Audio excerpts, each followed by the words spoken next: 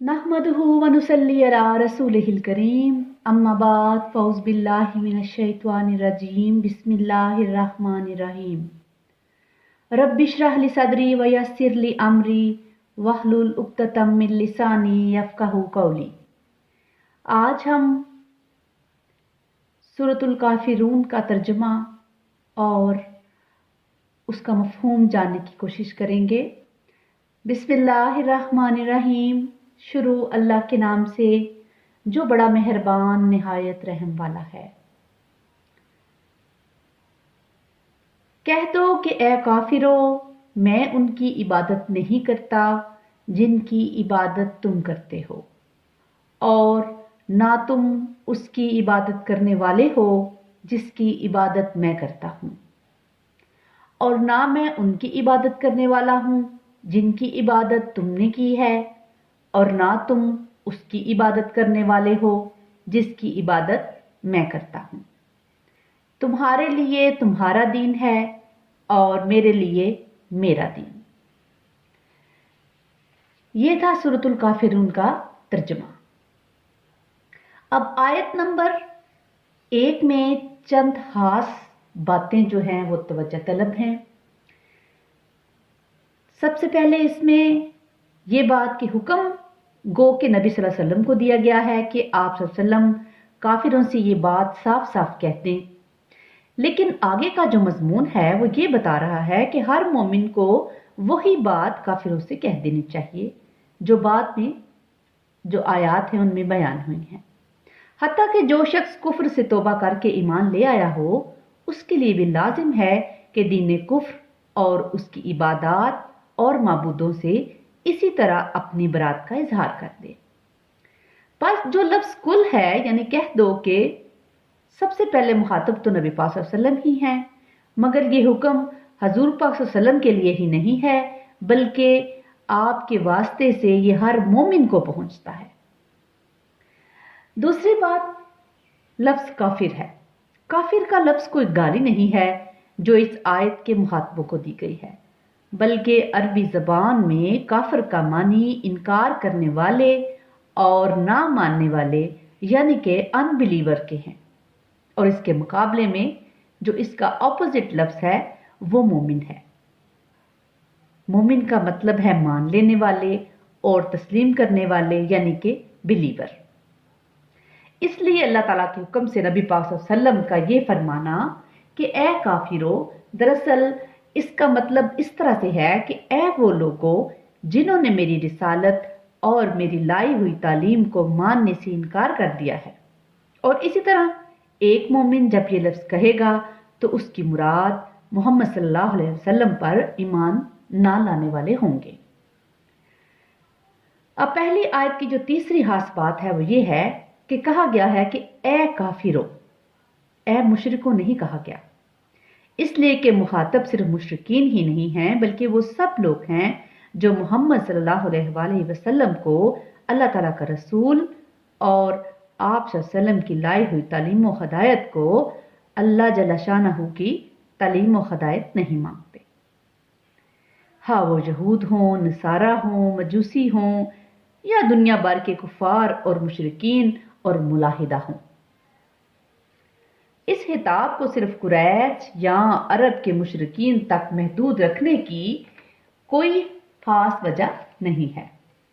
चौथी बात जो पहली आयत की खास बात है, मुनकरीन को ए काफिरों कहकर मुखातब करना बिल्कुल ऐसा ही है जैसे हम कुछ लोगों को ए दुश्मनों या ए मुखालफों कहकर मुखातब करें। इस तरह का खिताब दरअसल मुखातबों की जात से नहीं होता बल्कि उनकी सिफ्त दुश्मनी और सिफ्त मुखालफत की बिना पर होता है, और उसी वक्त तक के लिए होता है जब तक उनमें ये सिफ्त बाकी रहे। अगर उनमें से कोई दुश्मनी और मुखालफत छोड़ दे या दोस्त और हामी बन जाए तो वो उस खिताब का मुखातिब नहीं रहता। बिल्कुल इसी तरह जिन लोगों को एक काफिरों कहकर खिताब किया गया है वो भी उनकी सिफ्त कुफ्र के लिहाज से है, ना कि उनकी जाती हैसियत से। उनमें से जो शख्स मरते दम तक काफिर रहे उसके लिए तो यह खिताब दायमी होगा, लेकिन जो शख्स ईमान ले आए वो इसका मुखातिब ना रहेगा। اس آیت کی جو 5ویں خاص بات ہے وہ یہ ہے کہ مفسرین میں سے بہت سے بزرگوں نے یہ رائے ظاہر کی ہے کہ اس صورت میں اے کافروں کا خطاب قریش کے صرف ان چند محسوس لوگوں سے تھا جو نبی پاک صلی اللہ علیہ وآلہ وسلم کے پاس دین کے معاملے میں مصالحت کی تجویزیں لے کر آ رہے تھے، اور جن کے متعلق اللہ تعالیٰ نے اپنے رسول اللہ صلی اللہ علیہ وآلہ وسلم کو بتا دیا تھا کہ یہ ایمان لانے والے نہیں ہیں۔ یہ رائے انہوں نے 2 وجوہات سے قائم کی ہے۔ ایک یہ کہ آگے لا اعبدو ما تعبدون، جس کی یا جن کی عبادت تم کرتے ہو اس کی یا ان کی عبادت میں نہیں کرتا، یہ بات فرمائی گئی ہے، اور وہ کہتے ہیں کہ یہ قول یہود و نصارہ پر صادق نہیں آتا کیونکہ وہ تو اللہ کی عبادت کرتے ہیں۔ دوسرے یہ کہ آگے یہ بات بھی فرمائی گئی ہے کہ ولا انتم عابدون ما اعبد، اور نہ تم اس کی عبادت کرنے والے ہو جس کی عبادت میں کرتا ہوں۔ اور ان کا استدلال یہ ہے کہ یہ قول ان لوگوں پر صادق نہیں آتا جو اس سورت کی نزول کے وقت کافر تھے اور بعد میں ایمان لے آئے۔ لیکن یہ دونوں دلیلیں صحیح نہیں ہیں۔ جہاں تک ان آیتوں کا تعلق ہے، ان کی تشریح تو آگے چل کر بیان ہو جائے گی، جس سے معلوم ہو جائے گا کہ ان کا وہ مطلب نہیں ہے جو ان سے سمجھا گیا ہے۔ یہاں اس استدلال کی غلطی واضح کرنے کے لیے صرف اتنی بات کہہ دینا کافی ہے کہ اگر اس سورہ کے مخاطب صرف وہی لوگ تھے تو ان کے مر کھپ جانے کے بعد اس سورت کی تلاوت جاری رہنے کی کیا وجہ ہے، اور اسے مستقل طور پر قرآن میں درج کر دینے کی کیا ضرورت تھی کہ قیامت تک مسلمان اسے پڑھتے رہیں۔ آیت نمبر 2، اس میں وہ سب معبود شامل ہیں جن کی عبادت دنیا بھر کے کفار اور مشرکین کرتے رہے ہیں اور کر رہے ہیں، ہاں وہ ملائکہ ہوں، جن ہوں، انبیاء اور اولیاء ہوں، زندہ یا مردہ انسانوں کے ارواح ہوں، یا سورج، چاند، ستارے، جانور، درخت، دریا، بت اور خیالی دیویاں یا دیوتا ہوں۔ اس پر یہ سوال بھی کیا جا سکتا ہے کہ مشرکین عرب اللہ تعالیٰ کو بھی تو معبود مانتے تھے، اور دنیا کے دوسرے مشرکین نے بھی قدیم زمانے سے آج تک اللہ کے معبود ہونے کا انکار نہیں کیا۔ اور رہے اہل کتاب، تو وہ اصل معبود تو اللہ ہی کو تسلیم کرتے ہیں، پھر ان سب لوگوں کے تمام معبودوں کی عبادت سے کسی استثناء کے بغیر برات کا اعلان کیسے ہو سکتا ہے جبکہ اللہ بھی ان میں شامل ہے؟ اس کا جواب یہ ہے کہ اللہ کو معبودوں کے مجموعے میں ایک معبود کی حیثیت سے شامل کر کے اگر دوسروں کے ساتھ اس کی عبادت کی جائے تو وہ شخص جو توحید پر ایمان رکھتا ہو لازماً اس عبادت سے اپنی برات کا اظہار کرے گا، کیونکہ اس کے نزدیک اللہ معبودوں کے مجموعے میں سے ایک معبود نہیں بلکہ وہی ایک تنہا معبود ہے جو عبادت کے لائق ہے، اور اس مجموعے کی عبادت سرے سے اللہ کی عبادت نہیں ہے، اگرچہ اس میں اللہ کی عبادت بھی شامل ہو۔ قرآن مجید میں اس بات کو صاف صاف کہا گیا ہے کہ اللہ کی عبادت صرف وہ ہے جس کے ساتھ کسی دوسرے کی عبادت کا شک و شبہ تک نہ ہو، اور جس میں انسان اپنی بندگی کو بالکل اللہ تعالیٰ ہی کے لیے خالص کر دے۔ قرآن پاک میں سورۃ البینہ کی آیت نمبر 5 میں اللہ پاک فرماتا ہے، لوگوں کو اس کے سوا کوئی حکم نہیں دیا گیا کہ وہ بالکل یکسو ہو کر اپنے دین کو اللہ کے لیے خالص کر کے اس کی عبادت کرے۔ اسی طرح یہ مضمون اکثر مقامات پر قرآن پاک میں پوری وضاحت کے ساتھ اور پورے زور کے ساتھ بیان کیا گیا ہے۔ مثال کے طور پر سورۃ نساء کی آیت 145-46، سورۃ اعراف کی آیت نمبر 29، سورہ زمر کی آیت نمبر 2، 3، 11، 14، 15، سورہ مومن کی آیت نمبر 14 سے 24 تا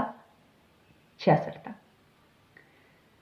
یہی مضمون ایک حدیث قدسی میں بیان کیا گیا ہے جس میں رسول اللہ صلی اللہ علیہ وسلم فرماتے ہیں، اللہ تعالیٰ کا ارشاد ہے کہ میں سب سے بڑھ کر ہر شریک کی شرکت سے بے نیاز ہوں۔ جس شخص نے کوئی عمل ایسا کیا جس میں میرے ساتھ کسی اور کو بھی اس نے شریک کیا ہو، اس سے میں بری ہوں، اور وہ پورا کا پورا عمل اسی کے لیے ہے جس کو اس نے شریک کیا۔ اس روایت کو مسلم، مسند احمد اور ابن ماجہ میں تحریر کیا گیا ہے۔ پس در حقیقت اللہ تعالیٰ کو 2 یا 3 یا بہت سے خداؤں میں سے قرار دینا اور اس کے ساتھ دوسروں کی بندگی و پرستش کرنا ہی تو اصل کفر ہے، جس سے اظہار برات کرنا اس صورت کا مقصد ہے۔ اب بات کرتے ہیں آیت نمبر 3 کی۔ اصل الفاظ ہیں ما عبد۔ عربی لفظ میں ماں کا لفظ عموماً بے جان یا بے عقل چیزوں کے لیے استعمال ہوتا ہے، اور ذی عقل ہستیوں کے لیے من کا لفظ بولا جاتا ہے۔ اس بات پر یہ سوال پیدا ہوتا ہے کہ یہاں من آبدو کہنے کی بجائے ما آبدو کیوں کہا گیا ہے؟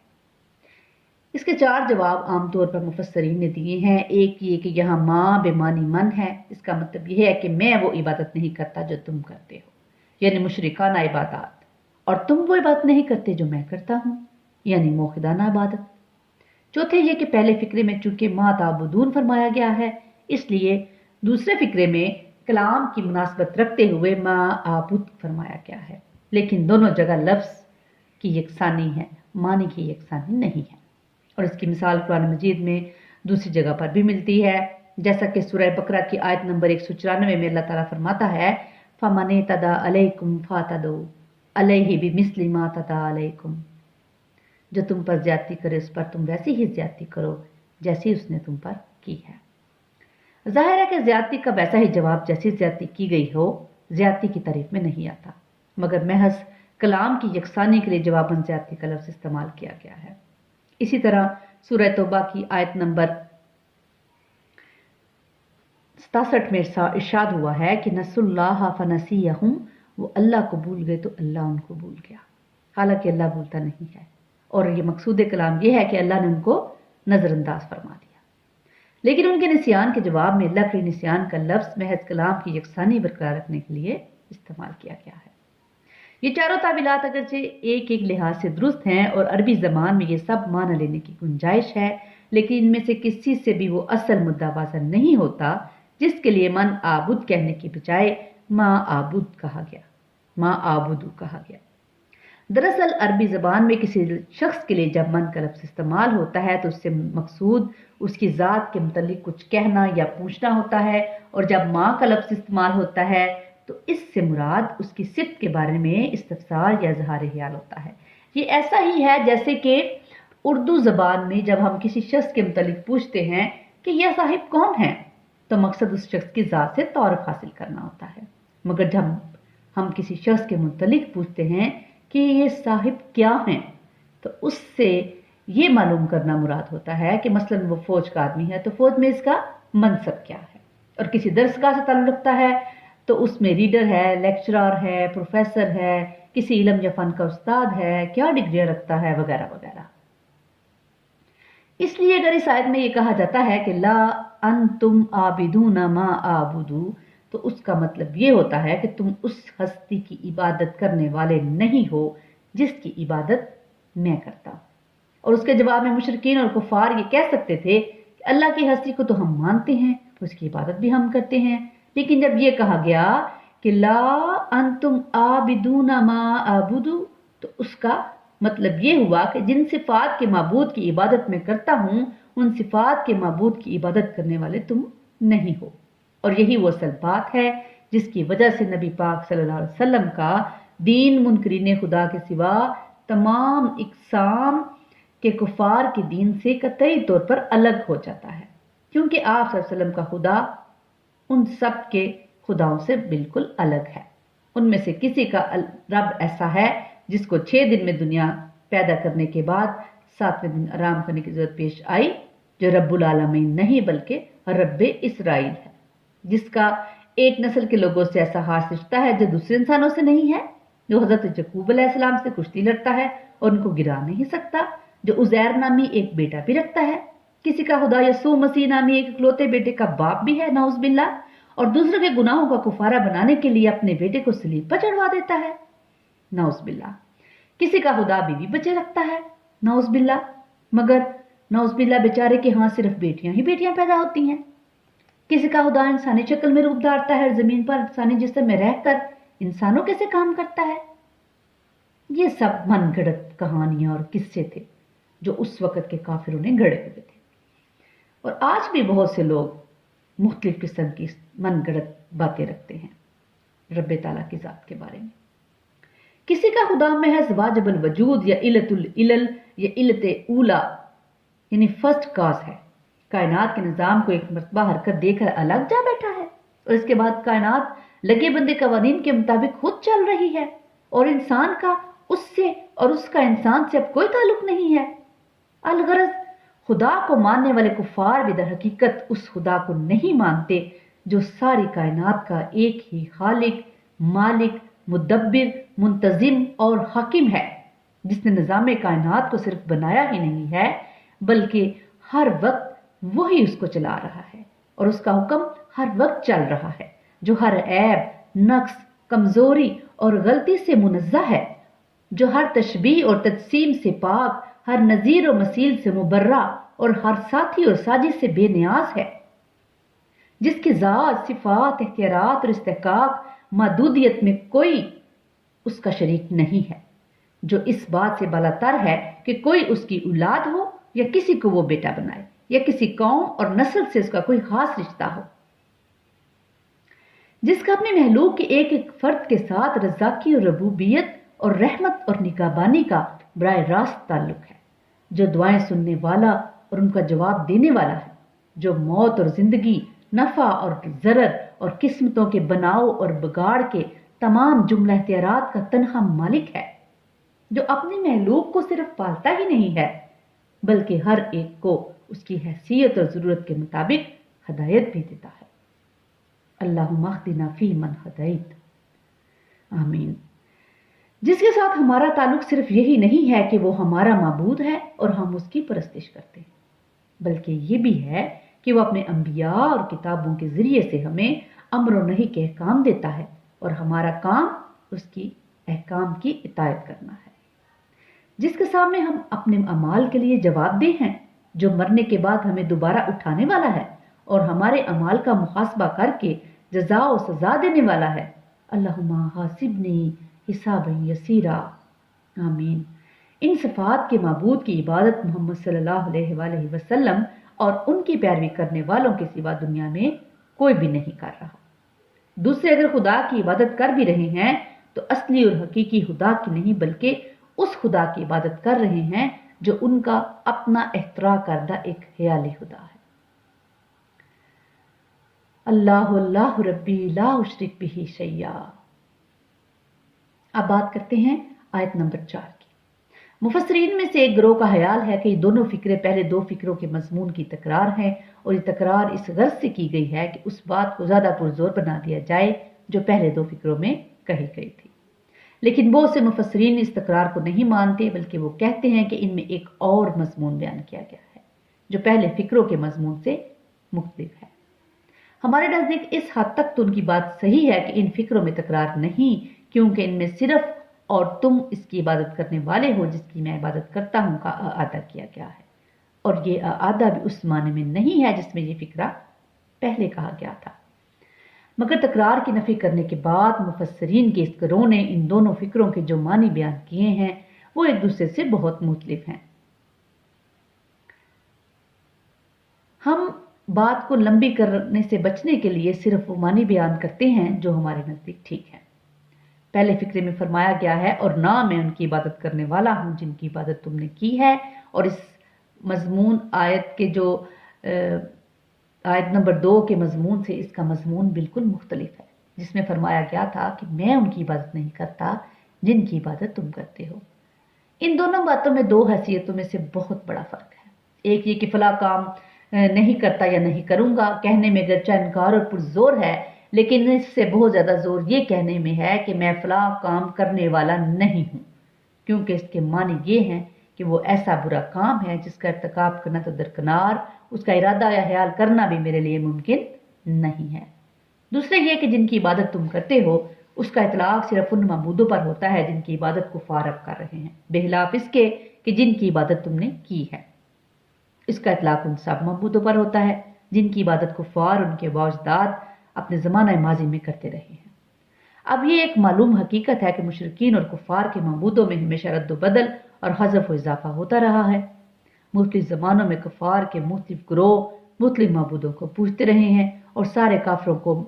के जो मबूद थे हमेशा और हर जगह एक ही नहीं रहे हैं। इसलिए आयत का मतलब यह है कि मैं तुम्हारे आज के मबूदों ही से नहीं बल्कि तुम्हारे आबाओ अजदाद के मबूदों से भी बरी हूं, और मेरा ये काम नहीं है कि ऐसे मबूदों की इबादत का ख्याल तक भी अपने दिल में लाऊं। रहा दूसरा फिक्रा तो गरचा आयत 5 में उसके अल्फाज वही हैं जो आयत 3 में हैं, लेकिन दोनों जगह उसका मफहूम मुख्तलिफ है। आयत 3 में वो इस फिक्रे के बाद आया है कि मैं उनकी इबादत नहीं करता जिनकी इबादत तुम करते हो। इसलिए इसका मतलब यह है یہ ہے کہ اور نہ تم ان صفات کے معبود واحد کی عبادت کرنے والے ہو جس کی عبادت میں کرتا ہوں. اور آیت 5 میں وہ اس فکرے کے بعد آیا ہے اور نہ میں ان کی عبادت کرنے والا ہوں جن کی عبادت تم نے کی ہے. اس لیے اس کے معنی یہ ہوئے اور نہ تم اس معبود واحد کی عبادت کرنے والے بنتے نظر آتے ہو جن کی میں عبادت کرتا ہوں جس رب کی عبادت میں کرتا ہوں.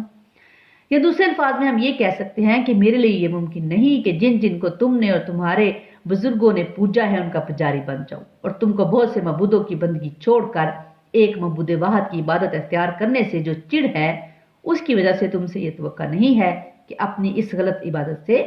باز آ جاؤ گے اور اس کی عبادت کرنے والے بن جاؤ گے جس کی عبادت میں کرتا ہوں. اب بات کرتے ہیں آیت نمبر 5 کی. یعنی میرا دین الگ ہے اور تمہارا دین الگ. میں تمہارے معبودوں کا پرستار نہیں اور تم میرے معبود کے پرستار نہیں. میں تمہارے معبودوں کی بندگی نہیں کر سکتا اور تم میرے معبود کی بندگی کے لیے تیار نہیں ہو. اس لیے میرا اور تمہارا راستہ کبھی ایک نہیں ہو سکتا. یہ کفار کو رواداری کا پیغام نہیں ہے بلکہ جب تک وہ کافر ہیں ان سے ہمیشہ کے لیے برات، بیزاری اور لا تعلقی کا اعلان ہے. اور اس سے مراد ان کو اس بات سے قطعی اور آخری طور پر نا امید کر دینا ہے کہ دین کے معاملے میں اللہ کا رسول اور اس پر ایمان لانے والوں کا گروہ کبھی ان سے کوئی مصالحت کرے گا. یہی اعلان برات اور اظہار بیزاری اس صورت کے بعد نازل ہونے والی مکی صورتوں میں پے در پا کیا گیا ہے. اس لیے سورہ یونس میں بھی اللہ تعالیٰ فرماتا ہے کہ اگر یہ تجھے جھٹلاتے ہیں تو کہہ دے کہ میرا عمل میرے لیے ہے، تمہارا عمل تمہارے لیے. جو کچھ میں کرتا ہوں اس کی ذمہ داری سے تم بری ہو اور جو کچھ تم کر رہے ہو اس کی ذمہ داری سے میں بری ہوں. آیت نمبر 41. پھر اسی صورت میں اللہ پاک فرماتے ہیں کہ اے نبی صلی اللہ علیہ وآلہ وسلم کہہ دو کہ لوگو اگر تم میرے دین کے متعلق کسی شبے میں ہو تو اللہ کے سوا تم جن کی عبادت کرتے ہو میں ان کی بندگی نہیں کرتا بلکہ صرف اس خدا کی بندگی کرتا ہوں جس کے اختیار میں تمہاری موت ہے. آیت نمبر 104. سورہ شعراء میں اللہ پاک فرماتے ہیں اے نبی صلی اللہ علیہ وسلم اب اگر یہ لوگ تمہاری بات نہیں مانتے تو کہہ دو کہ جو کچھ تم کرتے ہو اس سے میں بری الزما ہوں. آیت نمبر 216. اس طرح سورہ سبا میں نبی اللہ پاک نے فرمایا ہے ان سے کہو جو قصور ہم نے کیا ہو اس کی باز پر تم سے نہ ہوگی اور جو کچھ تم کر رہے ہو اس کی کوئی جواب طلبی ہم سے نہیں کی جائے گی. کہو ہمارا رب ہمیں اور تمہیں جمع کرے گا اور ہمارے درمیان ٹھیک ٹھیک فیصلہ کر دے گا. آیت نمبر 25 اور 26. اسی طرح سورہ زمر میں اللہ پاک فرماتے ہیں ان سے کہو اے میری قوم کے لوگو تم اپنی جگہ کام کیے جاؤ میں اپنا کام کرتا رہوں گا. ان قریب تمہیں معلوم ہو جائے گا کہ کس پر رسوا کن عذاب آتا ہے اور کسے وہ سزا ملتی ہے جو ٹلنے والی نہیں ہے. آیت نمبر 39 اور 40. اللہم نعوذ بکا من عذاب جہنم. آمین. پھر یہی سبق مدینہ طیبہ میں تمام مسلمانوں کو دیا گیا کہ تم لوگوں کے لیے ابراہیم علیہ السلام اور اس کے ساتھیوں میں ایک اچھا نمونہ ہے کہ انہوں نے اپنی قوم سے صاف کہہ دیا کہ ہم تم سے اور تمہارے ان معبودوں سے جن کو تم خدا کو چھوڑ کر پوجتے ہو قطعی بیزار ہیں. ہم نے تم سے کفر کیا اور ہمارے اور تمہارے درمیان ہمیشہ کے لیے عداوت ہو گئی ہے اور بیر پڑ گیا ہے جب تک کہ تم اللہ واحد پر ایمان نہ لاؤ. الممتحنہ آیت نمبر 4. قرآن مجید کی ان پے در پے توضیحات سے اس شبے کی گنجائش تک نہیں رہتی کہ لکم دینکم ولی دین کا مطلب یہ ہے کہ تم اپنے دین پر قائم رہو اور مجھے اپنے دین پر چلنے دو، بلکہ یہ اسی طرح کی بات ہے جیسے سورہ زمر میں فرمائی گئی کہ اے نبی ان سے کہو کہ میں تو اپنے دین کو اللہ کے لیے خالص کر کے اسی کی بندگی کروں گا، تم اسے چھوڑ کر جس کی بندگی کرنا چاہتے ہو کرتے رہو. آیت نمبر 14. اس آیت سے امام ابو حنیفہ رحمۃ اللہ علیہ اور امام شافعی رحمۃ اللہ علیہ نے یہ استدلال کیا ہے کہ کافروں کے مذاہب خواہ باہم کتنے ہی مختلف ہوں لیکن کفر بحیثیت مجموعی ایک ہی ملت ہے. اس لیے یہودی عیسائی کا اور عیسائی یہودی کا اور اس طرح ایک مذہب کا کافر دوسرے مذہب کے کافر کا وارث ہو سکتا ہے اگر ان کے درمیان نسب یا نکاح یا کسی سبب کی بنا پر کوئی ایسا تعلق ہو جو ایک کی وراثت دوسرے کو پہنچنے کا متقاضی ہو. اس کے خلاف امام رحمۃ اللہ علیہ، امام مالک رحمۃ اللہ علیہ اور امام اوزائی رحمۃ اللہ علیہ اور امام احمد اس بات کے قائل ہیں کہ ایک مذہب کے پیروکار دوسرے مذہب کے پیروکار کی وراثت نہیں پا سکتے۔ ان کا استدلال اس حدیث میں ہے جو حضرت عبداللہ بن عمر رضی اللہ تعالیٰ عنہ سے منقول ہے کہ رسول اللہ صلی اللہ علیہ وسلم نے فرمایا، دو مختلف ملتوں کے لوگ ایک دوسرے کے وارث نہیں ہو سکتے۔ اس کو مسند احمد، ابو داؤد، ابن ماجہ، دارقطنی میں منقول کیا گیا ہے۔ اس سے ملتے جلتے مضمون کی ایک اور حدیث ترمذی میں حضرت جابر رضی اللہ تعالیٰ عنہ سے اور ابن حبان نے حضرت عبداللہ بن عمر سے اور بزار نے حضرت ابو ہریرہ رضی اللہ تعالیٰ عنہما سے نقل کی ہے۔ اسی طرح اس مسئلے پر تفصیل سے بحث کرتے ہوئے مسلک حنفی کے مشہور امام شمس الائمہ سرحسی لکھتے ہیں کہ کفار آپس میں ان سب کی اس باب کی بنا پر ایک دوسرے کے وارث ہو سکتے ہیں جن کی بنا پر مسلمان آپس میں ایک دوسرے کے وارث ہوتے ہیں، اور ان کے درمیان بعض ایسی صورتوں میں بھی تو وارث ہوتا ہے جس میں مسلمانوں کے درمیان نہیں ہوتا۔ حقیقت یہ ہے کہ اللہ نے بس دو ہی دین قرار دیے ہیں، ایک دین حق اور دوسرا دین باطل۔ اس لیے فرمایا لکم دینکم ولی دین، اور اس نے لوگوں کے دو ہی فریق رکھے ہیں، اور ایک فریق جنتی ہے اور وہ مومن ہے، اور دوسرا فریق دوزخی ہے اور وہ بحیثیت مجموعی تمام کفار ہیں۔ اللہم انی اعوذ بک من عذاب جہنم۔ اور اس نے دو ہی گروہوں کو ایک دوسرے کا مخالف قرار دیا ہے، اس لیے فرمایا یہ دو مد مقابل فریق ہے جن کے درمیان اپنے رب کے معاملے میں جھگڑا ہے۔ سورہ حج آیت نمبر 19۔ یعنی ایک فریق تمام کفار بحثیت مجموعی ہے اور ان کا جھگڑا اہل ایمان سے ہے۔ ہم یہ تسلیم نہیں کرتے وہ اپنے اعتقاد کے مطابق باہم الگ الگ ملتیں ہیں، بلکہ مسلمانوں کے مقابلے میں وہ سب ایک ہی ملت ہے، کیونکہ مسلمان حضرت محمد مصطفیٰ صلی اللہ علیہ وسلم کی رسالت اور قرآن کا اقرار کرتے ہیں اور وہ ان کا انکار کرتے ہیں، اسی وجہ سے وہ کافر قرار پائے ہیں، اور مسلمانوں کے مقابلے میں وہ سب ایک ملت ہیں، کیونکہ ملتین جو ہے ان کی تشریح نبی پاک صلی اللہ علیہ وسلم نے اپنے ارشاد سے کر دی ہے کہ مسلمان کافر کا وارث نہیں ہو سکتا اور کافر مسلمان کا وارث ہو سکتا ہے۔ اس میں امام سرحسی نے یہاں جس حدیث کا حوالہ دیا ہے اسے بخاری، مسلم، نسائی، احمد، ترمذی، ابن ماجہ، ابو داؤد نے حضرت اسامہ بن زید رضی اللہ تعالیٰ عنہ سے روایت کیا ہے۔ اللہ تعالیٰ ہمیں قرآن کو پڑھنے، سمجھنے اور اس پر عمل کرنے کی توفیق عطا فرمائے، اور قرآن پاک کو ہمارا ساتھی بنا دے، ہمارے لیے باعث نجات بنا دے، اور ہمارے سینے کو قرآن کی روشنی سے منور فرما دے۔ واخر دعوانا الحمدللہ رب العالمین۔